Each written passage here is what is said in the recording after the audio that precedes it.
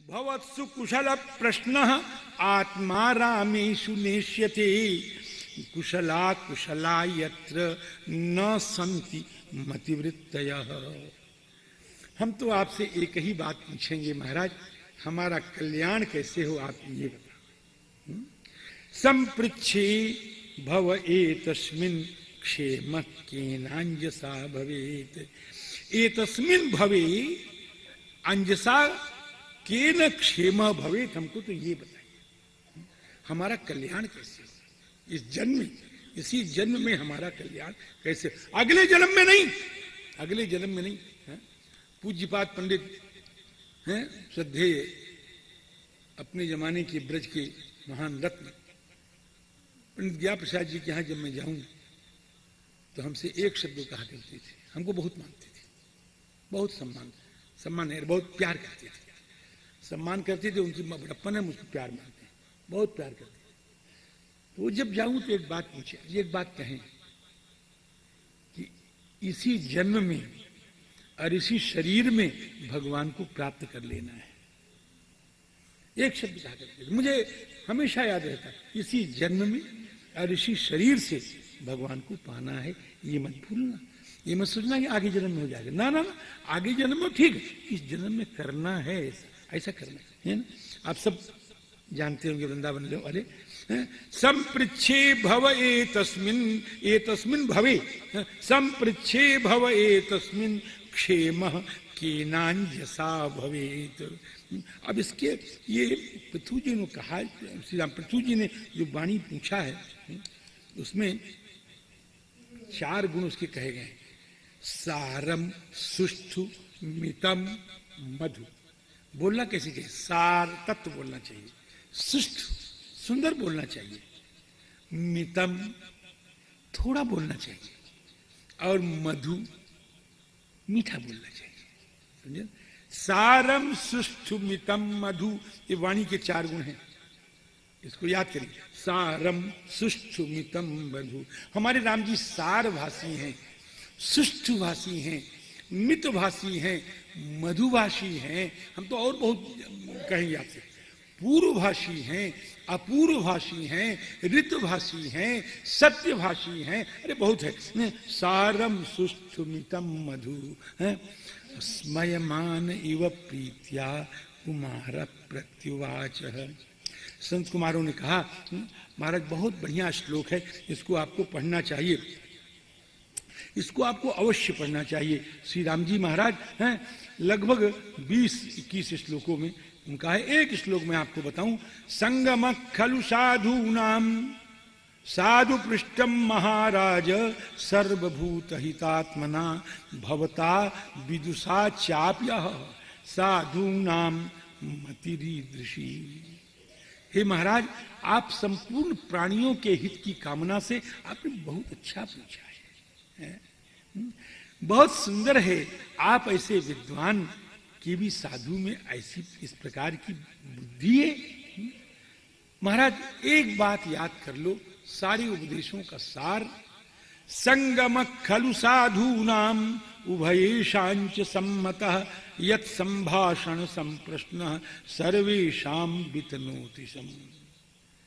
साधुओं का संसर्ग करो, दुनिया का संसर्ग छोड़ो, दुनिया में ऐसे रहो जैसे कमल जल में रहता है, और साधुओं से एकदम मिल के रहो जैसे कमल में भंवरा रहता है।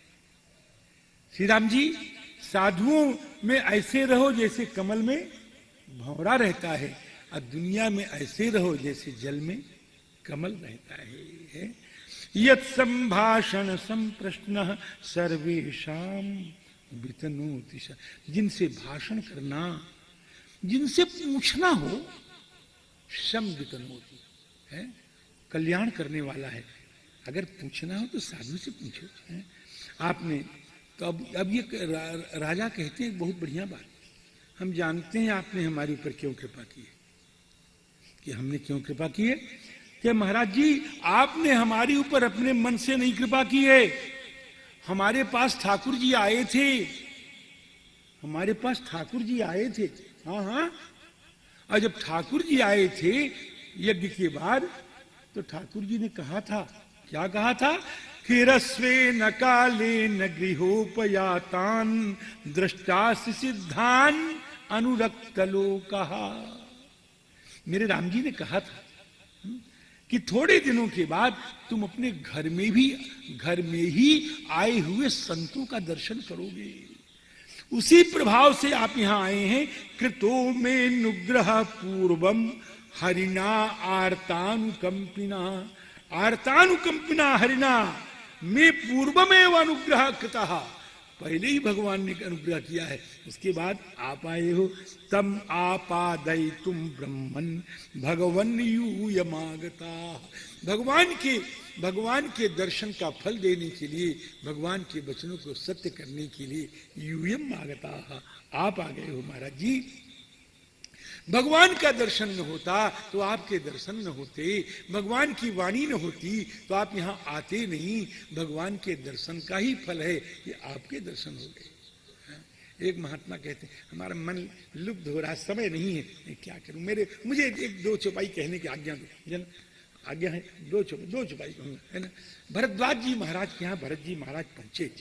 भरद्वाज जी महाराज के यहाँ श्री भरत जी महाराज पहुंचे तो कैसे पहुंचे हैं? भरद्वाज जी के यहाँ महाराज निषाद राज के यहाँ से क्या स्थान है, सिंहबेरपुर से महाराज भरत जी का सारा समाज चला और बड़ी तैयारी है सब, और सब चले गए, रथ से कोई घोड़ा से कोई पालकी से सब चले पहुंच गए, और सब के सब पहुंच गए 12 बजे सब पहुंच गए, और सबकी नजरें लग रही हैं उस तरफ जिससे आए हैं। भरत जी नहीं आए, शत्रुघ्न भरत जी नहीं आए। शत्रुघ्न जी मैया मेरा दोष नहीं है, भैया ने मुझको निषाद भैया के साथ कर दिया था माँ, इसलिए आज मुझको छोड़ना पड़ा, मेरा दोष नहीं है माँ। अब लोग भरत नहीं आया, और तब तक घंटे बीते, 2 घंटे बीते, 3 बज गया, 12 का 3 बज गया, 4 बज रहा है। लोगों के कान में एक आवाज आ रही है, सीताराम सीताराम सीताराम सीताराम। हाँ? लोगों ने कान उठेरे, दौड़ पड़े, कौन आ रहा है? भरत तीसरे पहर कह कीन प्रवेश प्रयाग, कहत राम सिय उमगी अनुराग। आ गए, लोगों ने देखा, भरद्वाज जी ने सुना, भरद्वाज जी ने भी देखा। भरद्वाज जी ने कहा भरत आज मैं कुछ कहना चाहता हूं। हमने जिंदगी भर तपस्या की, जिंदगी भर साधन किया, उसका फल हमको मिल गया था। सब साधन कर सुफल सुहावा, राम लखन सिय। जब तक तुलसी का भोग न लगे तब तक कथा में मजा नहीं आता, आनंद। सब साधन कर सुफल सुहावा, लखन राम सिया दर्शन पावा। त्यही फल कर फल, अरे त्यही फल कर फल, फल कर फल, वो तो फले था महाराज जी। त्यही फल कर फल, दरस तुम्हारा सहित पयाग सुभाग हमारा। आज हमारा भाग्य हो गया महाराज जी। तम आपादय तुम ब्रह्मन भगवन यूयमागता।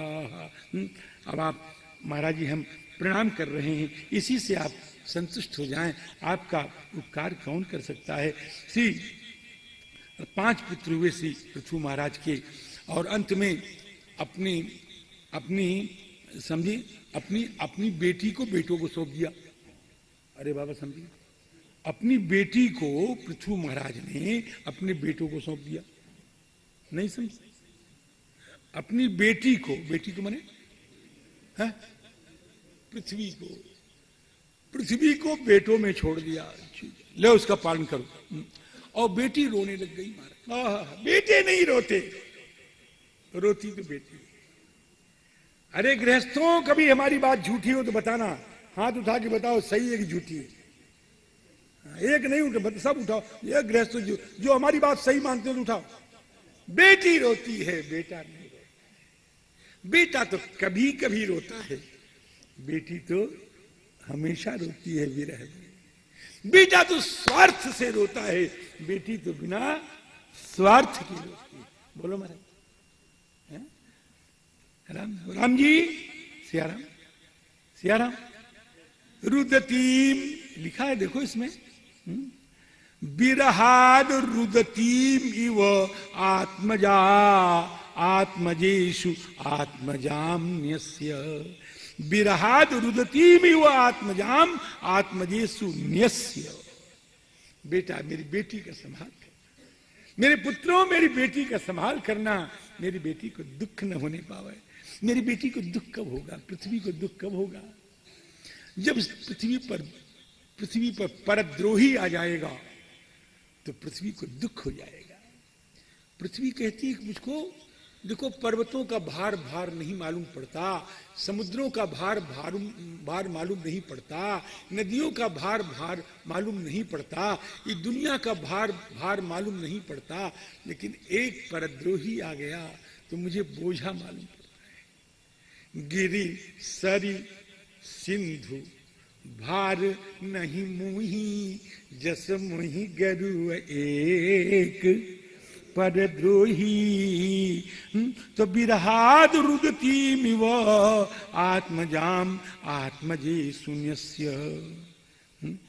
और सदारो गात तपोवनम, तपोवन में चले गए और वहां पर जाकर के साधनाओं का करके तत्याजस्वम कलेवरम, अपने कलेवर का परित्याग कर दिया। और पृथ्वी जी, उनकी पत्नी जो हैं, वो भी पति का ध्यान करते हुए अग्नि में प्रविष्ट हो गई।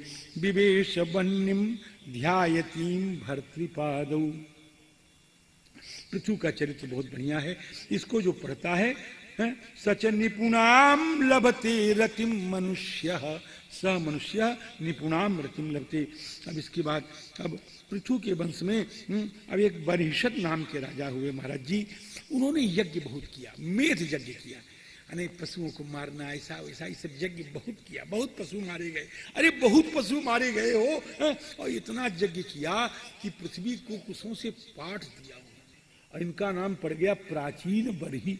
प्राचीन माने पूर्व, पूर्वाग्र कुशों को बिछाया, इतना यज्ञ किया, इसलिए उनका नाम पड़ गया प्राचीन बरही महाराज जी। प्राचीनाग्रही कुशई आसीत आस्त्रितम वसुधा तलम।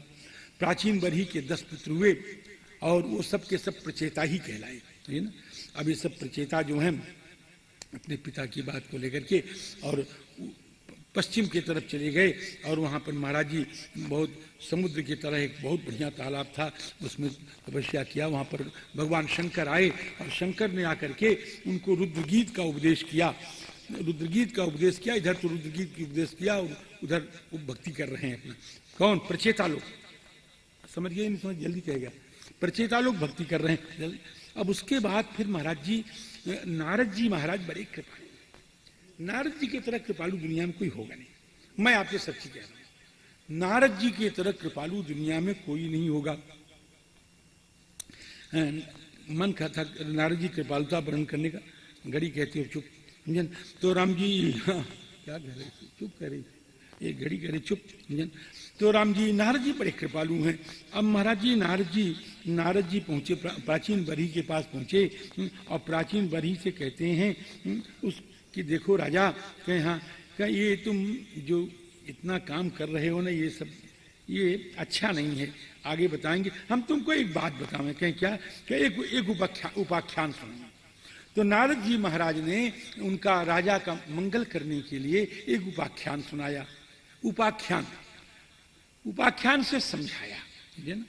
क्या कि एक था, एक 2 पुरुष थे महाराज जी, 2। एक का नाम था पुरंजन और एक का नाम था अविज्ञात। ये दोनों साथी थे, दोनों दोस्त थे, जिगरी दोस्त थे। ऐसी दोस्ती जिसको अलग किया नहीं जा सकता, अलग भले ही कर ले कोई। ये पुरंजन और अविज्ञात। ध्यान से सुनना, ध्यान से सुनोगे तब आगे हम बताएंगे, नहीं तो सब आगे जो बताएंगे सब गोबर हो जाएगा, सब चौपट हो जाएगा। तो पुरंजन नाम का व्यक्ति था और उसके सखा का नाम अभिज्ञात था।